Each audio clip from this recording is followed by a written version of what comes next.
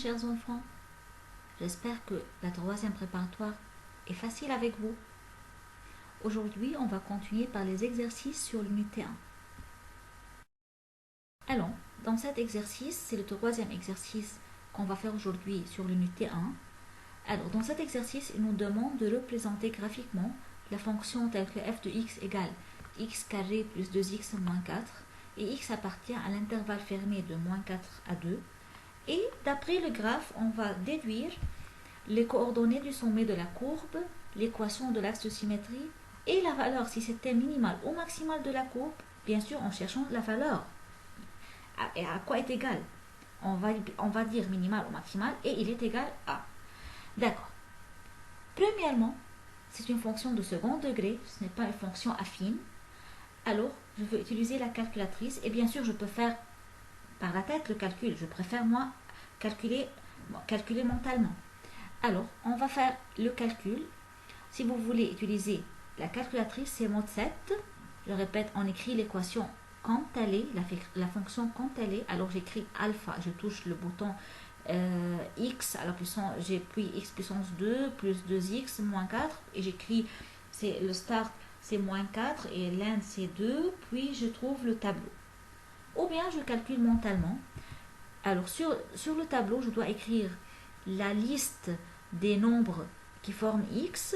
Dans l'intervalle, c'est moins 4, moins 3, moins 2, moins 1, 0, 1, 2.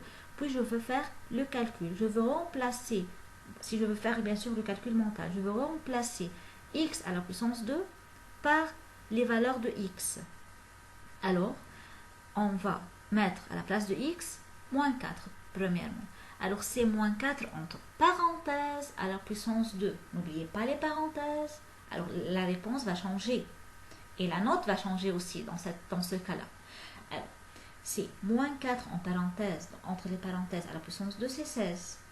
Plus 2 fois moins 4, alors c'est moins 8. Alors 16 moins 8, c'est 8.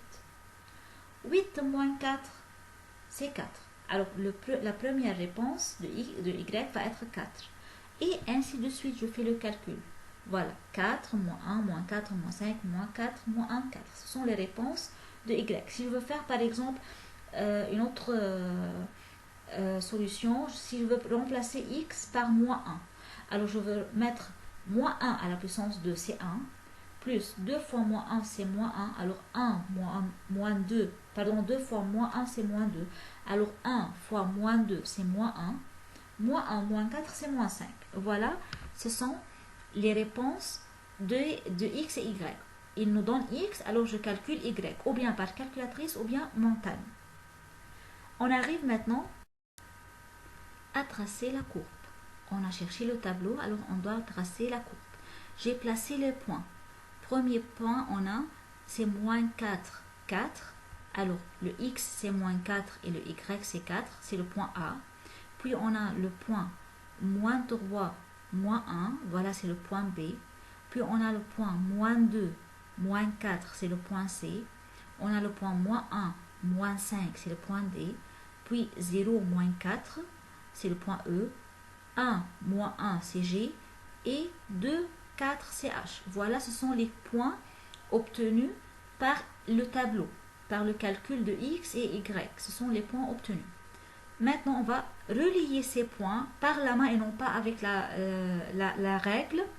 C'est une courbe et ce n'est pas un diagramme ou bien ce n'est pas un histogramme. Alors, on trace la courbe par la main et non pas par la règle. Je trace la voilà. On a maintenant la courbe de la fonction f de x donnée.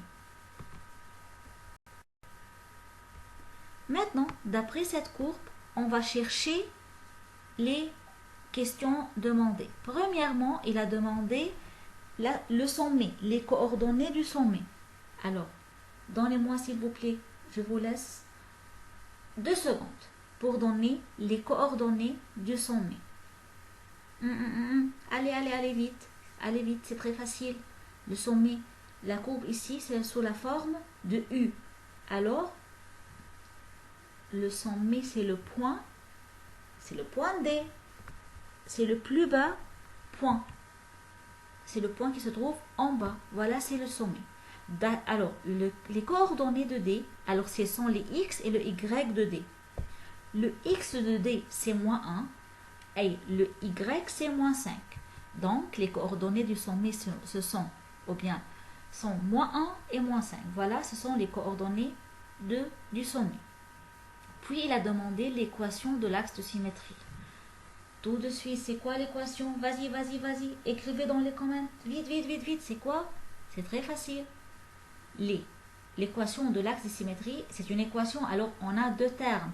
Un terme avant l'égal et un terme après l'égal. On a une égalité, c'est une équation. Mais qui est l'axe de symétrie ici? L'axe de symétrie, c'est toujours le x du sommet. Le x du sommet, c'est l'axe de symétrie. Alors le x de sommet, c'est moins 1. Donc l'équation de l'axe de symétrie, c'est, voilà, c'est x égale à moins 1. Et bien sûr, troisièmement, quelle est la valeur de cette fonction? Et d'abord, est-ce que c'est une valeur minimale ou maximale? D'après la graphe, on a la forme de la lettre U et non pas M. Alors la courbe descend en bas. Alors c'est une valeur quoi?